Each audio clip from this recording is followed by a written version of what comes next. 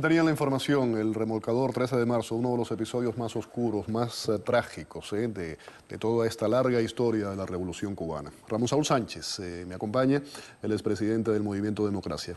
Qué bueno que estás con nosotros. Cuéntanos un poco cuándo salen, cómo va a ser esta nueva flotilla. Bueno, vamos a conmemorar el 20 aniversario del hundimiento del remolcador 13 de marzo. Créalo o no lo crea todavía, ese barco está en el fondo del mar y no ha sido extraído como mandaron la ONU y la 37 OEA. personas fallecieron, 10 niños. 10 niños, una niña de 5 meses y medio, el mayor de 10 años.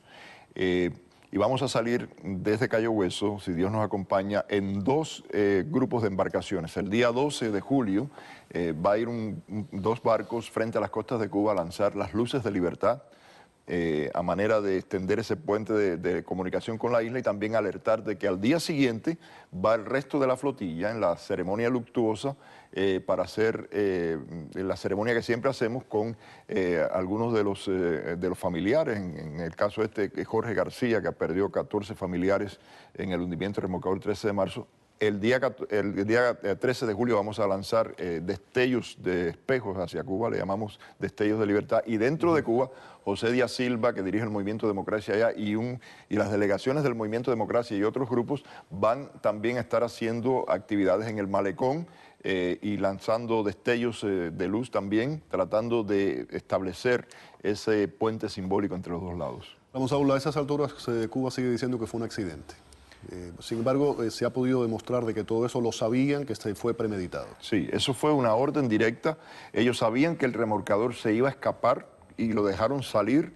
Lo esperaron afuera con embarcaciones suficientemente grandes para golpearlo, como lo hicieron, lo partieron en dos, lo hundieron. Pero además, no es solamente el testimonio de los sobrevivientes, sino también, por ejemplo, los peritos de la OEA y de la ONU investigaron este crimen y concluyeron que el régimen de Cuba había hundido a propósito esta embarcación. Por eso es que pidieron que fueran encausados los responsables y que fuera extraído del fondo del mar el barco, cosa que nunca hicieron. Sí, se dice además que en medio de todo esto estaba la presencia de un barco griego, y cuando vieron la presencia del barco griego cambiaron la estrategia y entonces eso los obligó literalmente a hacer el rescate. Correcto. A simular el rescate. El remolcador, que era un barco que había acabado de ser reparado, le habían reparado inclusive el motor, se lo pusieron nuevo, etcétera, se iba, pero habían dos grupos de barcos, las torpederas, las patrulleras y los barcos remolcadores, que fueron los que agredieron a esta embarcación con poderosos chorros de agua y también golpeándolo.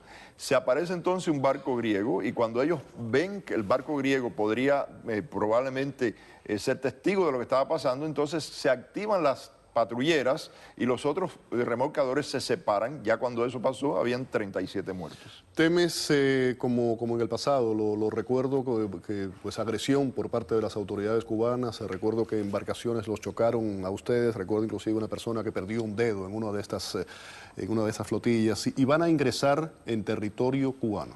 Pregunto. Siempre hay el peligro de la agresión, pero nosotros vamos a hacer una actividad luctuosa, pacífica, como siempre la hacemos, para recordarle al mundo ese crimen, pero además estamos lanzando toda una campaña que empezaría el día 13 de julio de la reunificación de la familia cubana, protestando la división familiar y la industria que se ha montado con esa división familiar y reclamando que todas las transacciones estas familiares sean reducidas, de la cual el régimen de Cuba gana tanto dinero.